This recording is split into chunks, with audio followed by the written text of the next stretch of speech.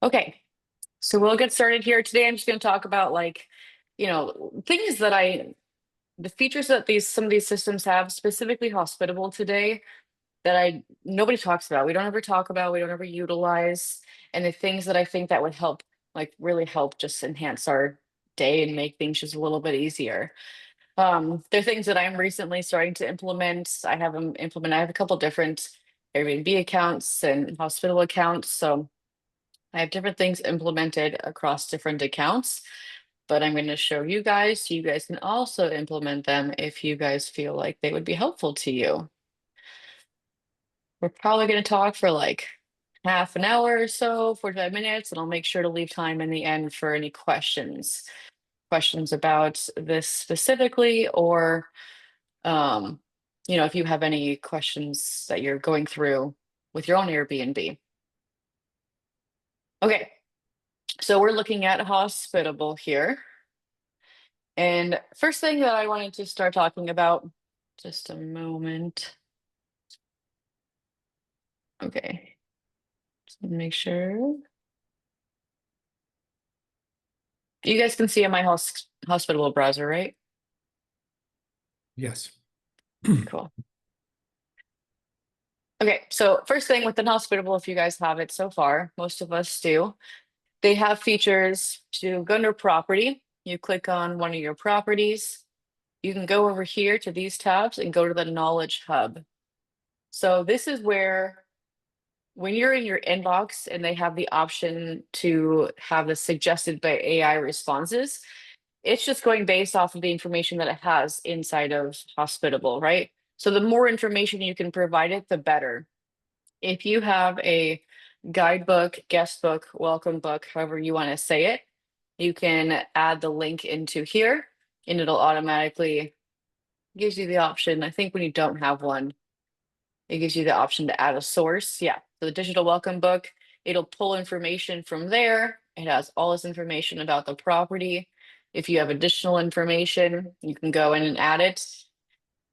It sounds like a lot of work up front, which it can be annoying to go through a lot of this, but it saves you in the long run. So when you're out on a Friday night and a guest has a question about Wi-Fi or how to use something, you can automatically use suggested by AI real quick. It'll create the response. It should be pretty good based on how I've used it. And then it'll just be able to send it off. So it'll save you instead of typing for 15 minutes, while you're busy, you'll just be able to, it'll be able to respond for you. So that's super helpful. I've noticed makes my life a lot faster. Is anybody using the Knowledge Hub yet? I have it set up. I have no doubt that you do, John. Out of anybody, you love all the extra features. And it was Okay, so actually, next, I'm sorry, I was just yep, going to say, we use for digital guidebooks, yep. and linking it with that made filling a lot of it out super easy. Yeah, definitely. So next is going to be under availability. I've been talking about this one more lately, but just for people who have not seen it, when Airbnb, integrates Hospitable now handles all availability rules for Airbnb. So I just like to make sure that you go in here, you're aware of what your minimum stay is. And even though mine says one night, my rules from Price Labs override for whatever the rules for minimum nights are in Price Labs. So I allow one night on here because in Price Labs, within the next few days, I allow one-nighters. If I were to put 2-night minimum on Hospitable, then it would never allow down to one night and it wouldn't matter. But this just gives me the option that if I want to allow one night, I can allow one night. Price Labs will override. Max stay. So I've actually started doing this to be more of like, depending on the rules in my area, a max stay of like 28 or 30 days, whatever identifies a short-term rental. Anything after that, you're going to need like a lease agreement or some kind of rental agreement. So let's say I put 30 days, and then if anybody wants to stay longer than that, that's fantastic. They just have to request it. That way I can go through, I can do a verification, ID verification for them. I could send them a rental agreement. I can have that kind of communication with them to really figure out, what are they coming to town for? Are they going to be a good fit? Are they going to treat my property well? Hey Becky, quick question. So Yeah. if you wanna do a one night open for one specific day only, Mhm. where is the best place to do it? Is it in hospitable or is it in price lab? Probably the fastest place if you're just going to do that would be in hospitable. You can go to the calendar in hospitable and you should be able to override it to be just one night. Okay. Or you could do it in price labs. That way you have it all kind of tracked in there. Okay. Okay. Thank Yeah. you. Yeah. Okay. So next, it does mention stay restrictions, check in, check outs. I don't do this. I do not. I like to do stay restrictions on specific days, like let's say it's Christmas Day, I'm going to have a restriction on that specific day saying no check in, no check out, so that somebody can't check in or check out on that specific day. They have to book the day before and the day after. I don't agree with having it like every Saturday, they can't check in or check out on every Saturday because during slow periods, obviously you're taking what you can. There might be certain events that are going to be like maybe Thursday is the concert or Friday is the concert. So you want people to stay for Friday, but they would check in Thursday and leave Saturday. So making this a general rule does not really work. So I just leave that one blank and then do it manually for specific events. I don't require any preparation time. I allow a same day. This is for check-ins. I allow same day check-ins until 9 a.m. And then anything after 9 a.m., they can request to stay. I do this because it allows me time to contact my cleaners. Hey, do you think you're going to be able to get done by 4 o'clock check-in? I have a guest that's interested. If they're not able to get done, then I can simply deny it. And if they are, I can approve it. Versus if you were to allow instant book until, midnight in the same day and someone books at 11 o'clock. But as you guys know, a lot of cleaners, if they don't, if you don't have a same day turnover, they'll just go and, try to clean the next day. They're not always on the same exact day. So this just helps you be able to verify that the property is going to be ready in time. Availability window, I always do 12 months. I believe like premium bookings are going to be anything after 90 days. It's going to be premium rates. So they're all increased, 10, 20, 30% depending on your location. But anything after a year for me, things can change in a year. Like I don't know what kind of concerts are happening, more than a year out. I think a lot of pop-up things happen. A lot of things get planned between a year and 2 years out. So I like having it up to a year and then I can adjust. I also noticed that prices increase, over time, and this seems to be a good medium there. So that is under availability. Next one is going to be if we go to guest experiences, either way, you can go to guest experiences here. We're going to start off with the questions option. So this is again, Hospitable's AI options. I haven't super dug into like creating all of these in this account yet, but if you go under, whatever, if a guest has a question, this is the way the question can come across. It has many different ways the guest can ask the question, like how do I turn it off? The AC is not working. I need help with the AC. And you can come down and you can create a response. I've created responses that did not.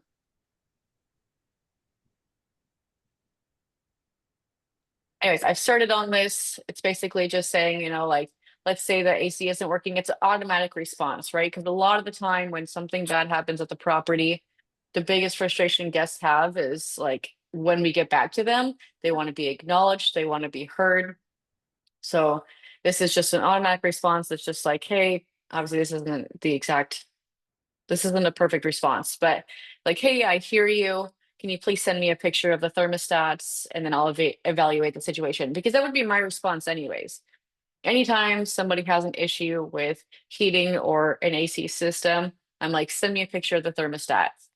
I would say probably 60% of the time they've set the settings wrong. Maybe the AC is not on, maybe the fan isn't on, whatever it might be. It's probably a lot of the time it's going to be the settings. If not, then I can at least take that information and I can go talk to, an HVAC company or my handyman or whoever I need to contact, and I have that information right away. So instead of waiting for me to take, 10, 20, 30 minutes, an hour, depending on what I'm doing, because as you guys know, this stuff happens at the worst timing, whether you're in the middle of a meeting or you're on a plane or whatever. When things break down, you tend not to be available. So this is super helpful. So then when you are available, you can be like, you have the photos, you can be like, great, thanks. I'm in contact with an HVAC company or whoever. So you can go through a lot of these questions and kind of determine which ones you feel like need to be responded based on your, your specific property. If it's going to be a late checkout, an automatic response, for that could be like, if you want to charge for late checkout, be like, hey, that's not a problem. It's, $10 per hour that you want to like late that you want to check out. And then, but you can stay no longer than 2 o'clock, something like that. Whatever your rule is for late checkouts. Or if you don't allow them at all, you can just automatic response that says, say, I'm sorry, I don't allow late checkouts. I have pretty consistent bookings.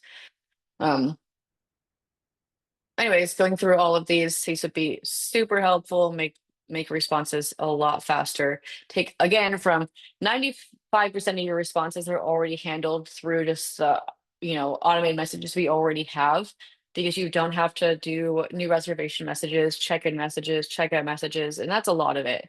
It's the random questions. I don't know about you guys, but these are definitely a lot of my random questions have to do with early check-in, late checkouts, streaming services, like people trying to log in, to my accounts or their own account or accounts that I don't have. Restaurants, these are all very common questions. So these are things that I will be working on.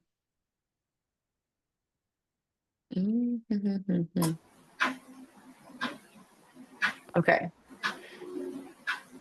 Next, let's go over custom codes. This is one that it's kind of similar to questions, but this is where I come in and I can automatically put these into my automated messages. So if let's say hospital recognizes that the person put that they have kids, I have an automatic response that's, in my new reservation messages that offer them to have a crib or a high chair.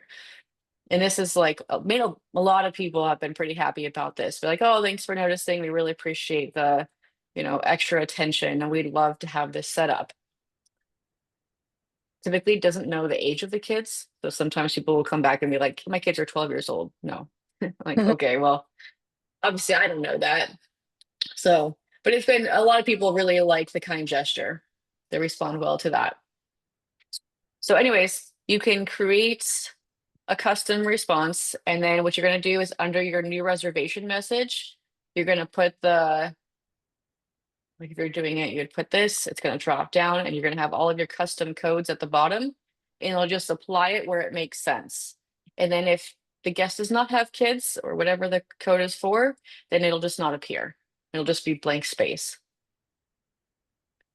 I also use this feature for, checkout night available, the night before check-in available. So what that means is that if the night before check-in is available, typically I send it like 5 days, 5 to 7 days before check-in. Then I just say, yeah, I just do standard message, exciting news, the day is available, it's opened up. If you're considering arriving early, I'm happy to offer you the discounted rate of this much. It works best for me if I just set a standard rate, just because I know like For these properties, I've noticed what they'll sell for and what they won't. Some people prefer to do like, I'll offer you a 20% discount or a 50% discount, or you can, that's 100% works as well. That is a good way. After this, like if somebody were to agree to this discount and want to extend that extra day, you will have to go in and manually do that. You'll have to change their dates, but asking the question is pretty automated. So this will, I didn't talk about conditions. So this message only goes out the night before checkout, check in, if it is available. You can adjust the conditions. Sorry, I'll just mute. Okay.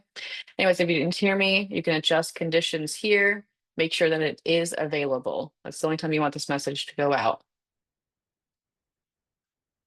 So those are some custom codes.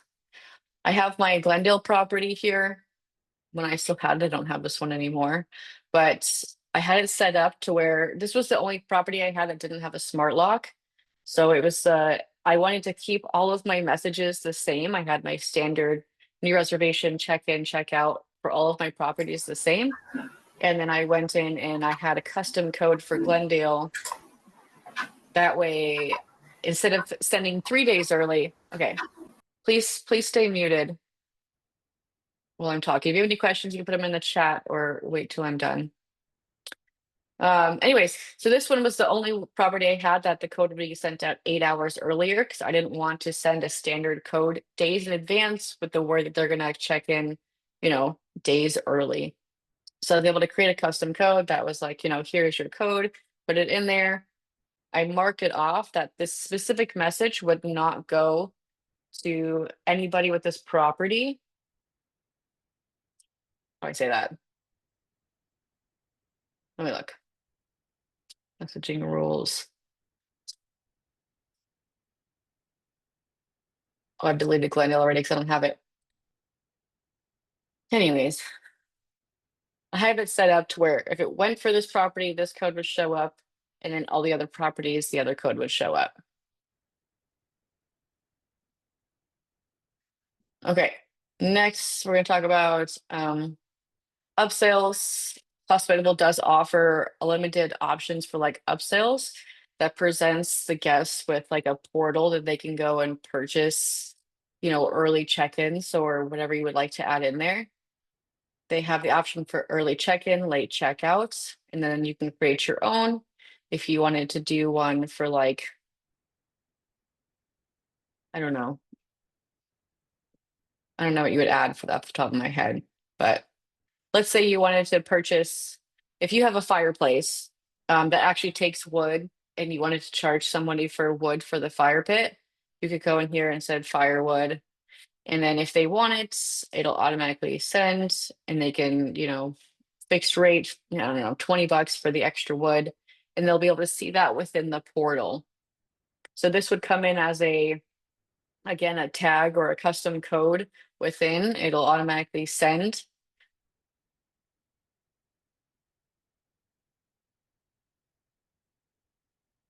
And then be offered to the guest where they'll just get a link that they can log into and purchase that offer. In this case, I have one that if somebody wants to check in up to 4 hours early, they have to pay this much, then you can adjust the, but depending on how early they check in, how much you want to charge them. Depending on the time of year, like in the slower season, I'm pretty lenient on early check-in, late checkouts. I like to, give it a little bit easier. In the busy summer, or busy springtime in this area in Florida, springtime, I'm going to be a little bit more strict. Like that's a really busy time of year. My cleaners are busy. We're busy. House is busy. There's same day turnovers more often. So we're going to be a lot stricter. I'm able to incentivize, like if they want to check in an hour early, I can be like, great. I can offer my cleaners an extra, whatever, $15 or $10 in order to speed things up. Maybe they need to hire somebody extra to come in. But those are some options. You can just say, can we purchase while booking? Block the day before. So if they were to book 4 hours beforehand, it's automatically going to block the day before. Because at that point, the cleaners don't even have time to clean. But it's worth it to me if they're paying $80, and this for specific property. Not all properties are going to be able to handle the $80, you know, it's not worth it to them for $80, but it is for this property specifically. If somebody's willing to pay $80, then I'm willing to book the night before. And this is only available that if they have to ask for it at least 3 days in advance. Okay, next one, this is going to be automatic responses. So let's say right here. So we always talk about what happens if the guest is checked out and or if the guest is outside of the house and they get locked out of the house. We don't want to provide them our phone number all the time, that's not the goal. We want to do it only in case of emergency. So in this case, if somebody said that they're locked out, it's escalated only if they're locked out, then they will automatically get a message, saying, we received your issue. For assistance, please call this number. And then it does specify to them that it is an AI response, but it is letting them know, like, hey, we hear you. Here's some additional help, an emergency phone number to call. You can set this up to only be, working during certain times, certain days of the week, and then before check-in or even during the stay. I only want this working during the night when I'm not on my phone, because I'm not going to, if Airbnb messages come through, Verbo messages, whatever come through, I'm not going to notice that while I'm sleeping. But I do have it to where I can answer calls. If calls come through in the middle of the night, I'm going to hear that. I'm going to wake up to that. So, especially because they're calling, I have an iPhone, so I have it set up to where it's like, do not disturb unless it's through a certain app. So the phone number that I have set up through here is like a Google Voice number. So if it comes through on this number, which is Google Voice, my phone will allow that to go through.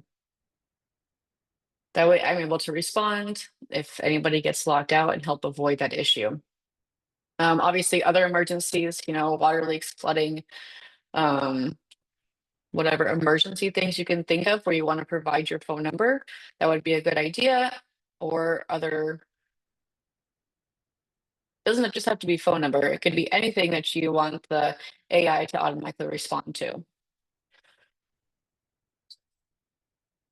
Oops. Okay. Next one, under the guest portal. So I have rental agreements set up,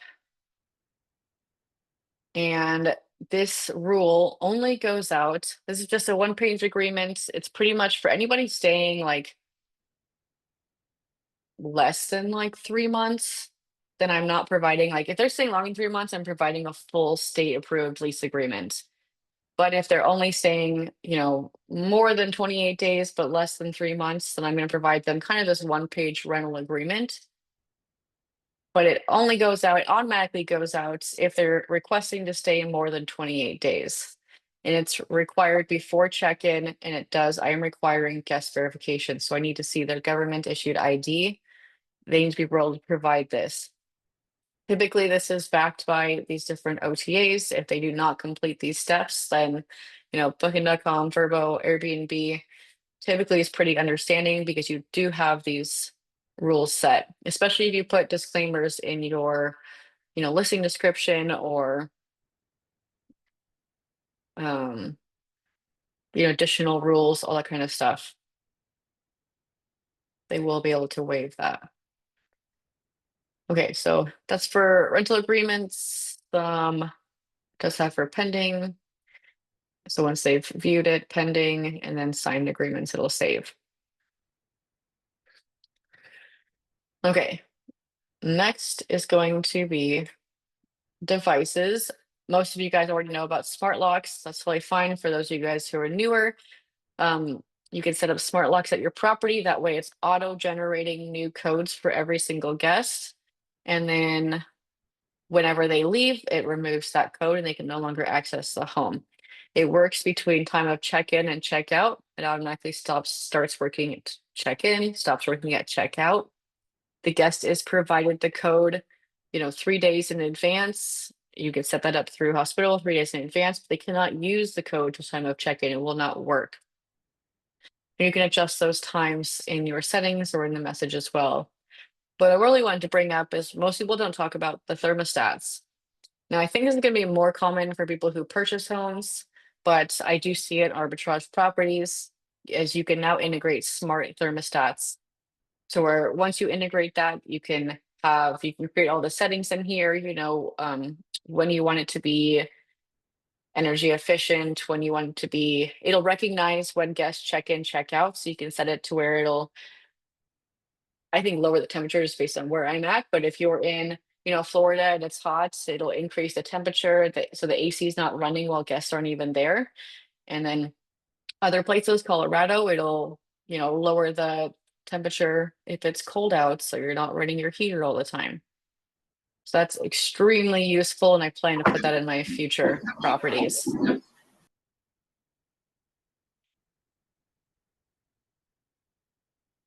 Okay, so next, for the smart lock devices, if you go to your smart lock and click on the smart lock itself, you can unlock it manually through here. It probably seems pretty obvious, but there's a lot of people who think that you can only manually unlock it through like the Yale app itself or August or Schlag itself. But if you have multiple owners, multiple people helping you run this property, virtual assistants, co-managers, whoever it is, then they can come in here. If they're a user on your account, they can come in here and they can manually unlock it through Hospitable. Now, if you do it on the app on your phone, like on the Yale app specifically, then it'll unlock the door lock in like less than 30 seconds. If you do it through here, I would give it a couple minutes. It is a little bit slower response as it's, communicating to the app and then to the door, but it's still extremely nice that more than one person can have access to unlocking the door. Because forever it was only like, I have the app for my smart lock and nobody else has access to it, or people who have access have to log into my app, which then sends two-factor, verifications to my phone. And it's just very complicated when somebody's not able to access the house. So this is super useful. Question, Becky. Yeah. The AC thermostat, does the Nest work with that one? Can I integrate my Nest with the thermostat on Hospitable? I believe so. I'm not exactly sure which devices, which thermostats that it integrates with, but it's worth attempting. Okay.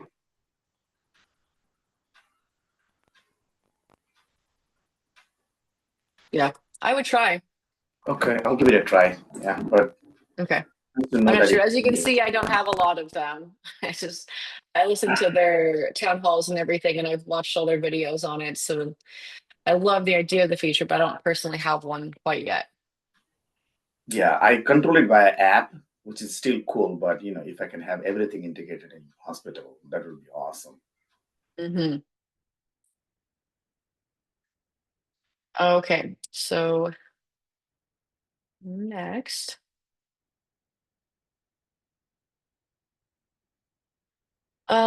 Next I want to talk about Copilot. Copilot is kind of like a chat GBT within Hospitable, but it's only pulling information from Hospitable. So this is just like it's your access to whatever information you need. So, whatever. What kind of questions would you have? Do all properties have coffee makers? Do multiple properties top cities?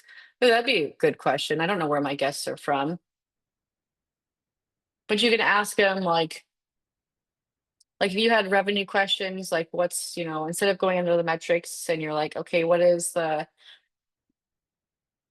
total amount of revenue or co-host fees that my co-host made in July?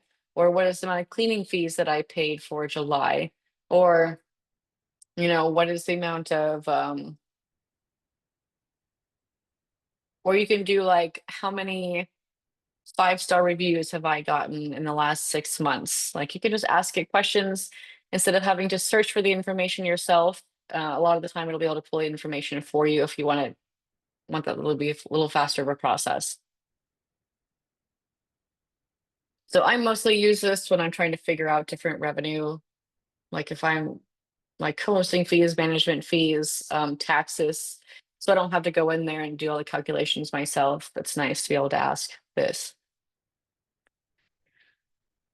And then next is just going to be the community. Hospitals always had Facebook as a community, and that's been fine, but now they have it in-house, which is super nice. As you can see, they are everybody, like the community on here is very, very active. They're constantly working on enhancing their platforms. So like this one from Emily is like, keep your future of owner payouts, tell us how you pay owners. They're constantly trying to ask questions to figure out what is the best way for them to set up these features for us. So that's extremely helpful. A lot of other members asking questions, but it's a very, very active community. There's a lot of responses from other community members, and then their team is also fairly responsive as well. This is where I notice, like, this isn't a great thing, but if I'm having a really hard time with like troubleshooting some issues and I'm having a hard time getting their team to respond through a support system, going through their like chat and everything down here, if I'm not getting a response, or if it's just going in circles, they're not understanding my question, a lot of the time I'll go to the community instead. And if I'm having an issue, I'll mention it. If I'm having trouble with support, I'll mention it. You seem to get like a response pretty quick through there. All right, so as for hospitable, that is a lot. Pretty much all the features that I see that people aren't utilizing, a lot of them are new, which is why I haven't fully set them up either, but I'm really excited about these. I was trying to get really into them today. I plan on doing that after. So other things that I always like to look at is like the app section. These are everybody that they've partnered with. Does not mean that all of these are super useful. A lot of them are the same, but it's still nice to know what they have. Like if you want to send out, uh, collect emails from guests and send them news feeds or whatever, MailChimp, and then your minute system for noise detection. They integrate with BreakBreeze, but this isn't for like checking what page you're on and everything. It's mostly for dynamic pricing, and I haven't found it super useful.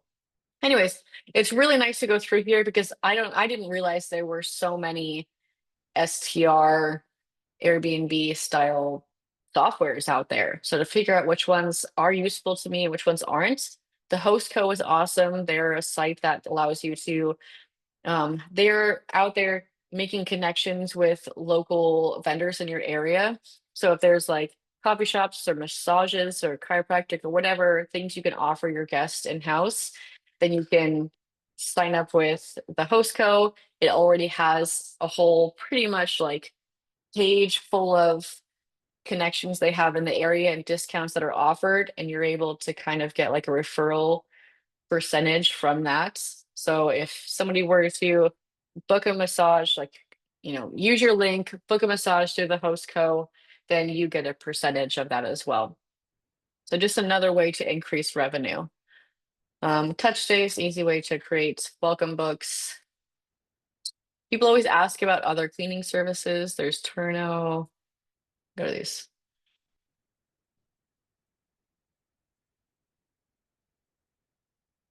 And have just like cleaning on here. Anyways, they have Cleanster. I don't know anybody who has used Cleanster. Um, but if you have, I'd love to hear your experience. Anyways,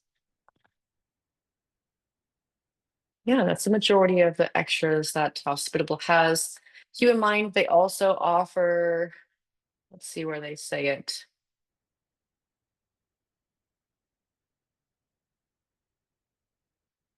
They do town hall meetings all the time. You can watch the recordings or their next town hall. They do them every Wednesday, 9 a.m. my time. They're always talking about what's in their roadmap, what they're working on, what they've fixed. They typically leave a period of time open for Q&A in the very end, which is super helpful to hear other property managers, other new hosts, other super experienced hosts ask questions. I try to get on these as much as I can. Yeah, a lot of good information within Hospitable. And what's nice about the Hospitable team as well is a majority of them have properties themselves. So they're very familiar with the struggles that we all deal with, which is why they're pushing so hard to improve their platform continuously. All right, so we've got 20 minutes left. Does anybody have questions on the features within Hospitable specifically?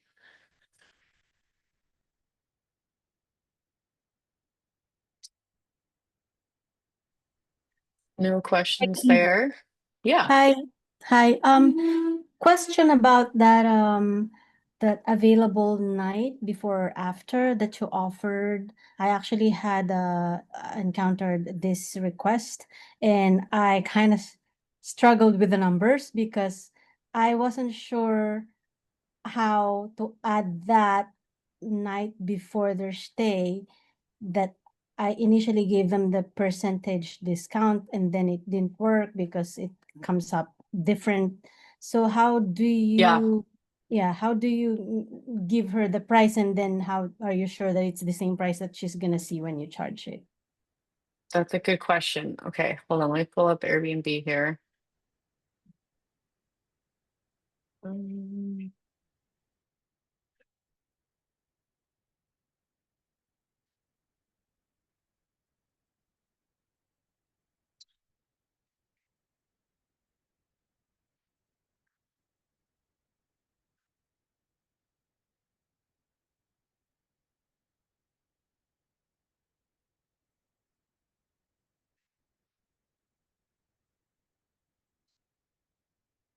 Okay, so let me screen share.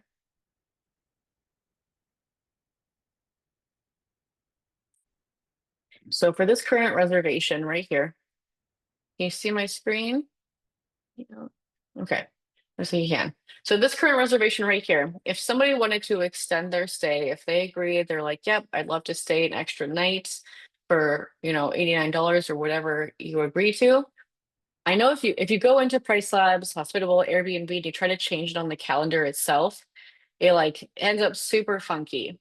So what I do is I go into change reservation. You have to manually adjust the date. So make sure you go to, if it's August 17th through the 21st, then I change it from the 17th to the 21st. That's what the new date's going to be. Guest has changed, or guest amount is the same. Now what I'm looking for, so I added an extra day, and here's what the price difference is.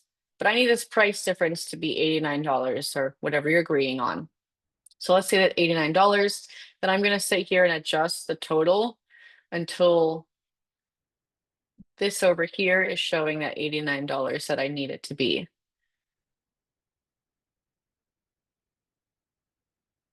Wrong way.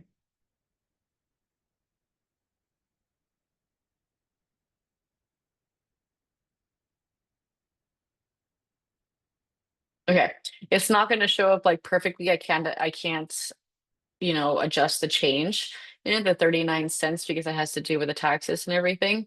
But this is how I set it up. So now I'm getting an additional $89. That's what they're paying. That's what they're going to see on their end. The service fee, I can't control that. Airbnb is going to take that no matter what. And then I just send that request. And then on their end, they should see this is what they're paying on their end.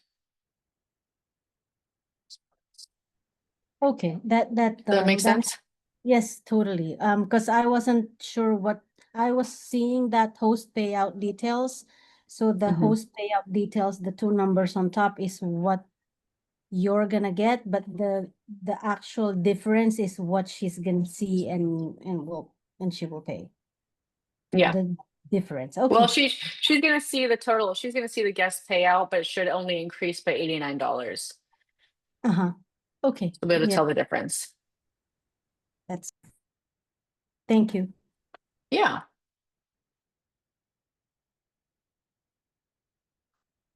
Okay.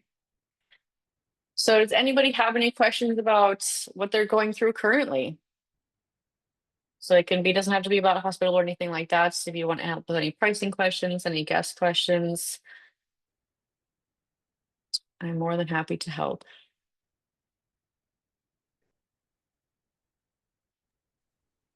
Becky, I have one. Yeah. So when we first launched, we were getting a lot of bookings through VRBO, through our initial couple months. Mhm. And I still have some VRBO bookings from back then coming up, but I have not had a new VRBO booking since January. Mhm. And I update it the same as I update Airbnb and all of that. I actually even reached out to their support to see if there was something going on.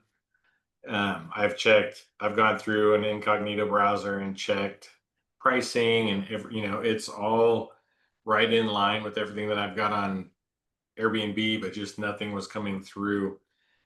So this morning I actually paused both listings for a couple days just to see if that'll do anything.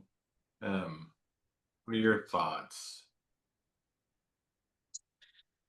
I think when you really get going, you start getting in favor of Airbnb's algorithm and you start really like Airbnb in general is going to be majority of your bookings, right? It's going to be a majority of, especially like the bookings that come within 90 days. And the people all the time that book on Verbo and Booking are going to be, booking for like larger events. They have larger families. And I just think that now that you're in favor of Airbnb's algorithm, those nights that people might be looking at on Verbo are already being booked up through Airbnb, is what I'm thinking. Okay. It's just kind of Yeah. weird how it was so strong and then just died off, but it does make sense if Airbnb was picking up those bookings, then Yeah. I think in the beginning, you just didn't have that credibility through Airbnb yet. yeah, because that was weird because we got the premier host on VRBO pretty quickly and all that. So just for it to all of a sudden fall off was alarming. Yeah, that is. And they had opened a ticket to look into it, and they're like, "Oh, we see you've got bookings. We're closing the ticket." And I'm like, "Wait, there's no new bookings that have come in. What do you mean? Don't close the ticket. Thank you. Yeah. Here's a Yeah. survey for how did we do." Yeah. I'll tell you. That's ridiculous. Yeah. Yeah. I would say I think that's what it is. I think you're getting booked up in Airbnb fast, faster than people are going to see it in Verbo, Gotcha. those prime dates. I noticed like when I shut down my Arizona property, I had tried to cancel, my listing for booking.com. And we all know that site's a pain. I recommend having it, but it's a pain. And I shut down Airbnb and Verbo, and then I was getting bookings on booking.com, which I wasn't getting often at all when I had Airbnb and Verbo. But it's just because all of a sudden all these days are available now. These prime days people are wanting, and people are booking on booking.com that tend to not book as instantly, not book as fast, not book as far. They're booking far in advance, but I don't know, they're not reacting as quickly. So now that they're available, everyone was booking on booking.com. I'm like, okay, so that just kind of verifies again to me that it just falls behind. Got it. If Thanks. that makes any sense. Yeah. I have another question. Great. So I booked a private session with you this Thursday, and I would like to I think I'm confused between AirDNA and the price labs, and I'd like to sign up before we sit down because I wanted to maximize your time. So I wanted to, is there like a discounted code with AirDNA if because I have the Yeah. free one. So should I sign up if there's a before we move forward with that Thursday? Okay, two things. Yes, the program does have a code that you can get a percentage off. I'll have to ask the team about that, which I can do. On the other side of it, do you think that you will utilize it enough to be paying for it? Because we can definitely, because I have it, right? So we can go through it together as well on the call. Using yours? Yeah, Okay, well, that's great. But yeah, I'm just curious how I kind of like playing with apps and platforms like that. me If too. it's so expensive, um, Mhm. how much Mm, would that be discounted? Is it monthly or annually? I believe it's a 10% discount monthly, I Uh-huh. think. Uh-huh. I'm not sure. But Let me what see. is the cost? Yep, I'm again not sure because I have my own account that I've had for a couple years now. Well, if we can, you know what, So if let we me can see. go through yours, I'm just gonna see how it will benefit me since I'm gonna see how it works with you, and then I'll decide Yeah, if I sign up. Thank you. yeah. We'll kind of Um, use it we'll use our call kind of like a demo call for Air DNA, and then if it's worth it for you, you can use it. It's worth it for me. I do think they have a free option to play with it, to play around with it. It's worth it for me because I'm looking at several different markets every day, all day, correct. and trying to find properties and all that kind of stuff. So it's very worth it for me to pay for it. But if you are Yeah. looking just for your own property that you already have, I Uh-huh. don't think it's worth it. Okay. Um, Sounds yeah. I think it's like one of those things where me and you could get on a call, every couple months or every 6 months and kind of mhm, reevaluate the information in your market or a market you want to look at. And that would be mhm. cheaper than paying for it. Okay. Yeah, that makes a lot of sense. Yeah. Thank you. But So my yeah. other related, I think, question is with the Price Labs. I'm trying to to do my best to build some kind of dashboard, and Hmm. I don't think I'm succeeding. But there is an option whether I think this is where they're asking that if there's an option to 1,000 properties or 2,000 properties, and I'm not Yeah. sure within my market if it's do I want to get 1,000 or do I want to get is that 10,000 or 2,000? I don't remember. Yeah. So if you're looking at just your property and you want to find the comps in your general vicinity, I would say 1,000 is plenty. That's what I do Okay. for all the properties that I look at. I just do the 1,000 property one. Okay. If I'm looking to research an entire market, like the entire market of San Antonio, the whole area, and I want to Mm-hmm. see as much data as possible, then Mm-hmm. I do the higher, probably 5,000 or so if I'm looking Okay. at a whole market. But typically, if you're looking at just a singular property, you're probably only going to be within a couple miles of that property. And it's Mm-hmm. not likely that you're going to have more than 1,000 people to even compare to, anyways. Okay. Sounds good. So I would like Yeah. to sign up for that before we sit down so you can help me build my dashboard. Yeah. Yeah. 100%.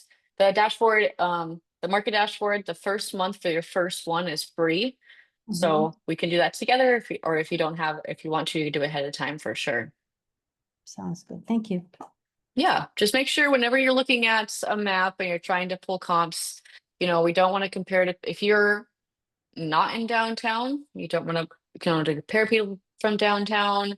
If you're not by a lake, you don't want to compare to people by a lake, just those kind of factors. So when I'm trying to figure out my radius, I'm just Mm-hmm. making sure that I'm doing it as ideal as possible and then taking into consideration like some of these might not apply. Mm-hmm. Okay. All right. Hey Becky, Hey, can you hear me? I have a question for you. I don't know. yes. So our property, Sweet Memories, we have is getting more bookings than it has been, which is a good thing.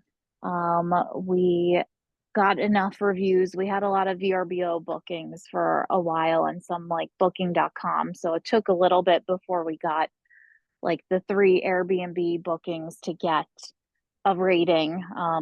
which we have 5-star reviews, so that's good. I think we're up to 6 reviews now. And just recently we were listed as guest favorite for that property, which is a good thing. And then we were 10% and 5%, and we use Rank Breeze, and we've been consistently on like the 3rd page.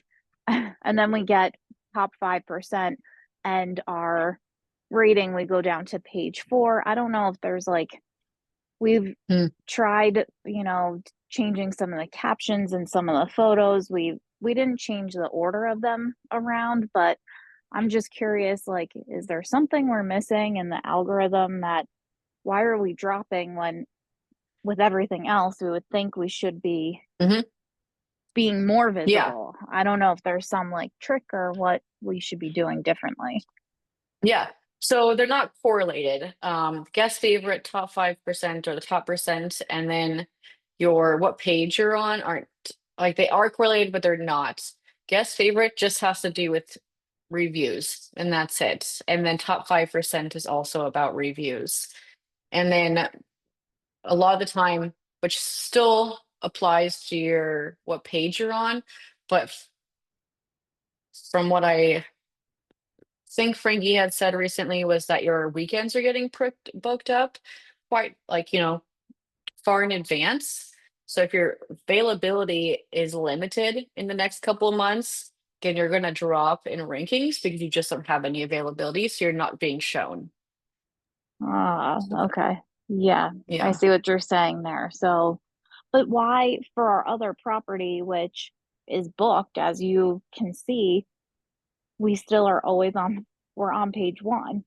Not that I'm complaining, I want it to stay that way, but that's always booked. Like, I just don't understand. And we are getting more weekends than we are weekdays with the other property. So we're just trying to like figure out what we need to do to tweak it to make it more seen. Yeah. If I don't know, I'm just thinking of things that I would go through if I were looking at it myself. I'm not sure what the average, yeah, obviously it's the same one as the one, that other one, but I don't remember right now off the top of my head what the average occupancy in the area is for that size of property compared to a 4-bedroom. But for a 3-bedroom, like, let's say the average occupancy is like, you know, 60-70% in the area, and then you're only getting 50% because, you know, you're getting only weekends because maybe weekends aren't priced high enough or weekdays are priced too high, something like that. So then it could be dropping your ranking because you're sitting below average in occupancy. Or it could be that because you're not getting, because majority of your bookings on the other property are from Airbnb. And so you're not having as much traction with the 3-bedroom as you are with the 4, just because, like you said, you're getting a lot more bookings on Vrbo and booking.com.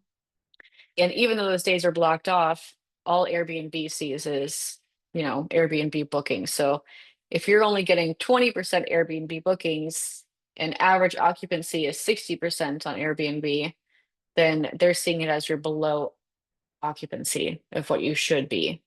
So that could be a factor. I do see that happen. It's hard to stay up in ranking on Airbnb if you're getting a lot of bookings elsewhere. But at the same time, it's not a bad thing if you're getting bookings elsewhere either. If it's making up for what you're losing in Airbnb, at least. That all makes sense. I know we've contemplated, I mean, we're not there yet, but we've toyed around with the idea of, we have an open garage, and what would that look like to convert the garage potentially into a bedroom. I mean, I think it's more complicated in that property because it's within city limits and it's subject to different regulations, and how does that look, and what's the downtime, what's the cost. But we're just trying to get more bookings in. But obviously it's like, okay, it's great we're getting bookings from VRBO, but like you said, then Airbnb, we become less visible because we are getting the other bookings. So it's like a balancing act, I guess. Yeah, it is. I definitely think I would keep messing with settings, like adjusting the price weekday versus weekends, kind of things before I would jump into adding another room. Because at the end of the day, I mean, if the underwriting show that it should make X amount, other properties are making X amount, then, that's based on the 3-bedroom that you guys got. So that shouldn't Yeah. be an issue. Like the property has the potential. I think it's just some tweaks that need to be made. I Okay. also noticed on some other 3-bedrooms that I help in the area that like your 4-bedroom property is very much like vacation. Like a lot of people come for, 4 to 7 days. That's very normal. So it's very easy to fill in the weekdays. So that could be a factor. I don't know what the price labs look like for the new property, but Mhm. that could be a factor of like not optimizing for the length of stay that size property can typically hold or typically has. Mhm. So I'm trying to think of Okay. like, yeah, I don't know. It's hard like for me not to see it myself and then be able to adjust. But I think with Yeah. 3 nights too, they do have a better chance of getting like last minute bookings. So, making sure that you're looking at the lead time. What is like, okay, for people who book, 90 days in advance, how long are they staying for? Or is that being optimized? Or if most people 3 months in advance, are they booking for, longer stays? Are you getting that? If you look Yeah. 3 months, I mean, we um, haven't been live 3 months on that other on this property true. yet, but yeah, we could, the further out bookings, I feel like are typically a little bit longer than the more like close bookings. And we've had like a day of booking for 2 nights here and like 3 days, Yeah, someone was staying at a different property, but they wanted to extend their time. That property didn't have availability. So then they spent 3 days with us. yeah. Um, Ooh, also keep in mind that you are going into slow season, right? So yeah, last year, the other property launched in yeah. slow season, so I had a hard time picking up. This Hmm. property, like, it picked up right away, but now it's going into slow season. So that could be why, because Airbnb is going to prioritize the properties that, you know, are already doing well, like the top properties. They're going to prioritize them during slow season, which is why your other property is not going to really see any issues during this time of year.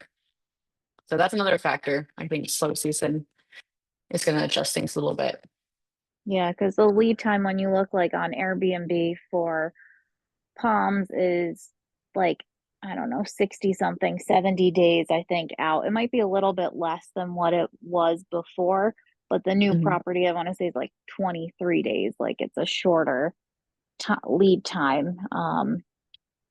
But Yeah. yeah, we're getting the booking slowly. I just didn't know if there was like, we're just sitting here like, I don't understand. We're going up in like all the things that we're hitting marks that we should be. Why are we going down on rank freeze? But maybe like Yeah. you said, it's just if Yeah. we don't have availability, it's gonna, not push us if we're not open to specific dates. That it's how fast that you get reviews, how many stays you've had based, for how many reviews you're getting, the slow season, like the prioritizing the experienced Airbnb is like your other one. There's so many factors. So it's just like I'd be doing the same thing as you are. Like I'd be going and I'd be testing different things, see how they respond. I like in Rank Breeze that you can notate everything that you adjust. Just make sure when you make adjustments, leave it alone. Make one adjustment, leave it alone for 3 to 5 days. Notate it on Rank Breeze. See if it's boosts you up in rankings or down. That way you actually know how things are affecting you. That's a big thing. But that's the same thing I do. Is I just test different factors, looking at market dashboard constantly, your DNA, seeing what my comps are doing, like how booked are they, what are their prices, how long stays are they getting. These are all the same things I'd be looking at. Okay, cool. Thank you. Yeah. All right, guys. Well, I hope to see you guys on Wednesday's call with Emily, and then I'll talk to you guys again next Monday. Thanks, Becky. Have a good week, of Yeah. course. Bye.